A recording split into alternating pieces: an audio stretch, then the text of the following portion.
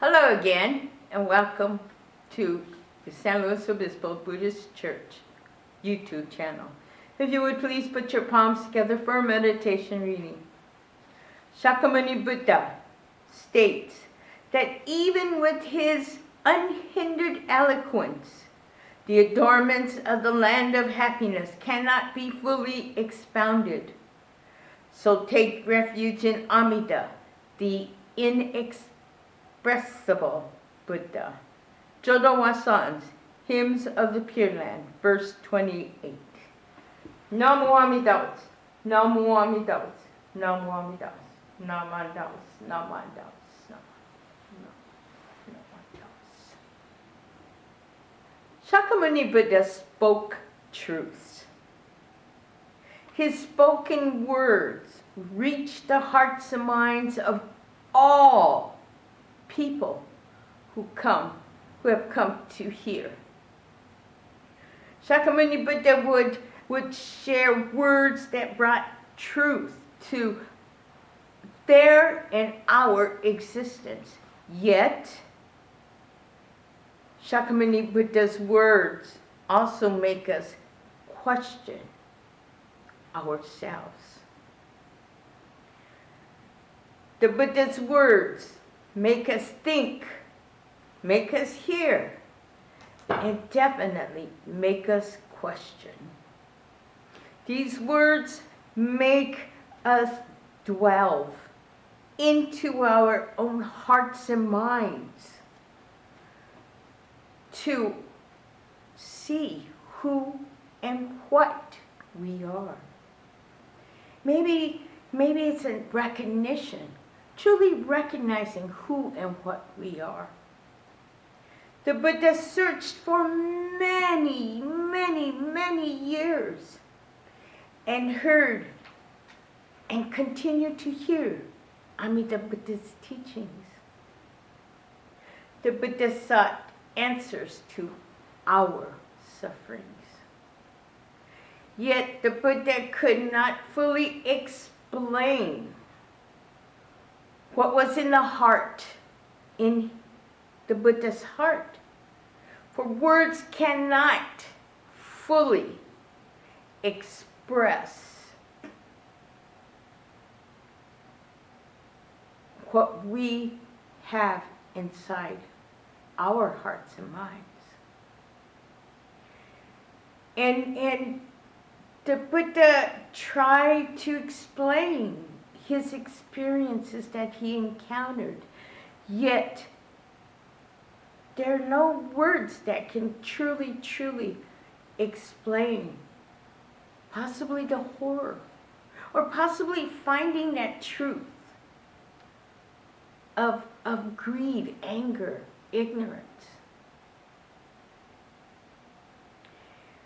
But today we use Namo Amida Butsu or Nembutsu. And our Nembutsu goes beyond, just beyond being thankful and grateful and appreciation.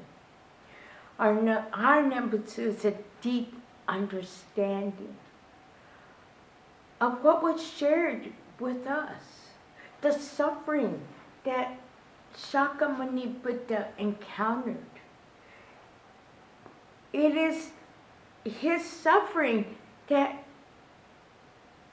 he wanted to lessen in our life.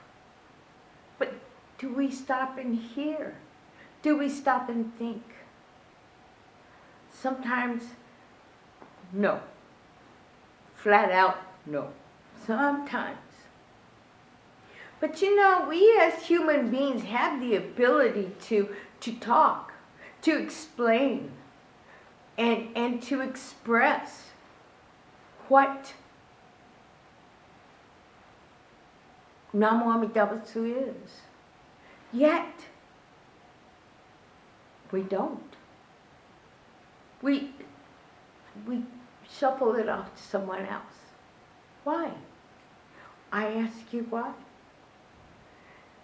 Is it because we don't want to show our true ignorance? Or are we just too lazy to want to explain anything?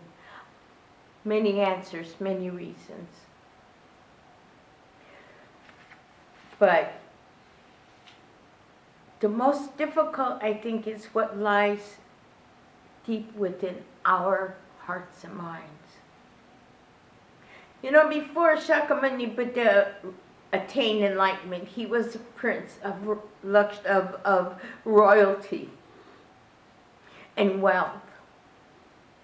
And he could have been a great leader. Yet he could not find answers to satisfy the suffering that he saw and felt. So he surrendered all his luxurious lifestyle, He gave up everything to find truths. He even fought off the demon Mara, who represents greed, anger, ignorance, selfishness, desire. I ask you, how far are we willing to find out our own truths? How much are we willing to truly give up to finding that truth? And if I were to ask you to give up just that one thing in your life, what would that be? I ask you, what would be that one thing? Remember, Shakyamuni Buddha gave up everything for us. What would you be willing to give up, that one thing? But Nembutsu is a constant. Namu Amida Buddha is a constant. We may say it differently from each other, and we may say it just totally wrong, and that's okay, because the meaning is there. And it is here in the teachings, living through the actions of this hearing, that we can become closer to the true teachings of Shakyamuni Buddha. So once we really, truly, and really hear Nembutsu, Namu Amida Buddha, and its teachings, then that's where the sharing or benefits of joy, peace, and harmony comes to us.